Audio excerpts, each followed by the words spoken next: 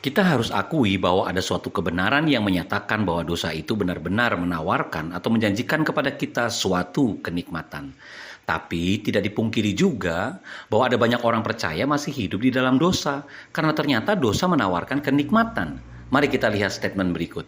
Bagi orang berdosa, maka iblis akan menjadi tuannya. Tetapi bagi orang percaya, iblis itu cuma penggoda. Itu mengapa banyak orang percaya yang sudah percaya Tuhan atas kehidupannya, tetapi masih kompromi dengan dosa. Amsal 27 ayat 7, orang yang kenyang menginjak-injak madu. Tetapi bagi orang yang lapar, segala yang pahit dirasakan manis. Artinya, ada banyak orang percaya yang secara mentalnya sudah tahu bahwa dosa itu berbahaya, menghancurkan. Justru, mengapa banyak pelarian kita tertuju kepada dosa? Karena sebenarnya kita sedang mengalami kelaparan dan kekosongan secara batin. Itu sebabnya pada saat saya merenungkan ini, saya mengambil kesimpulan bahwa kenikmatan dosa hanya bisa dilawan dengan kenikmatan yang lebih hebat, yaitu kenikmatan Tuhan. Keindahan dunia sebenarnya hanya bisa dikalahkan oleh keindahan Tuhan. Jadi kalau saudara dan saya tidak sungguh-sungguh menikmati kenikmatan Tuhan, saudara tidak akan pernah bisa berkata tidak kepada dosa yang menawarkan kenikmatan yang semu. Nah, semakin mengenal seseorang, maka semakin kita mengenal kelemahan-kelemahannya. Bisa ambil contoh, semakin kita mengenal pasangan kita, maka kita mengenal kelemahan-kelemahan dari pasangan kita.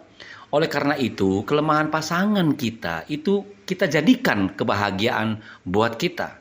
Semakin kita mengenal Tuhan, maka semakin kita bertumbuh dalam kekaguman dan rasa cinta terhadapnya.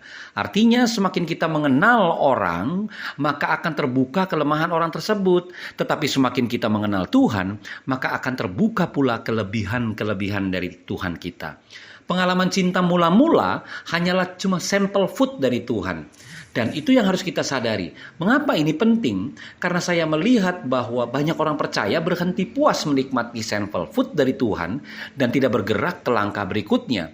Sebab cinta mula-mula itu hanya menjadi sebatas nostalgia buat kita.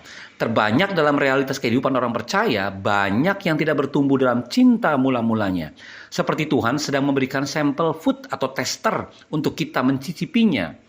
Dan selebihnya, kitalah yang seharusnya aktif untuk mencari Dia dan mengenal Dia. Masalahnya kita hanya sebatas menikmati di awal, tapi tidak bertumbuh dalam pengenalan yang akan membawa kita pada langkah selanjutnya.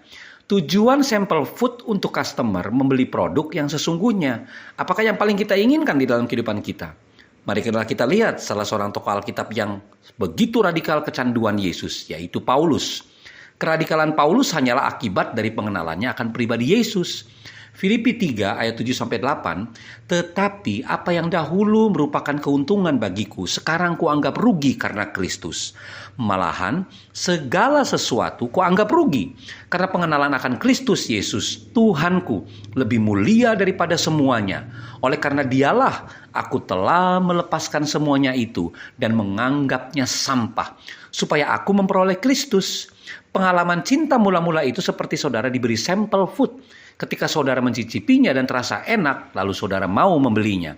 Kalau saudara ingin memilikinya, maka ada harga yang harus saudara bayar. Konflik batin dalam pemikiran saya bertahun-tahun lamanya. Karena pelajaran kasih karunia selalu konflik dengan bayar harga. Sampai suatu ketika Roh Kudus mengajarkan kepada saya bahwa prinsip bayar harga bukanlah hal apa yang harus kita lakukan, tetapi hal apa yang harus kita lepaskan. Dan saudara harus ingat, kecanduan narkoba hanya akan menghancurkan hidup. Candu yang terberat bagi kehidupan manusia mungkin adalah dosa. Walaupun masih banyak candu-candu yang lain seperti narkoba, tetapi itu akan membawa saudara dan saya kepada kehancuran. Pilihan dan keputusan tetap ada pada saudara dan saya. Sebab kecanduan Yesus justru menjadikan hidup saudara lebih hidup. Tuhan memberkati.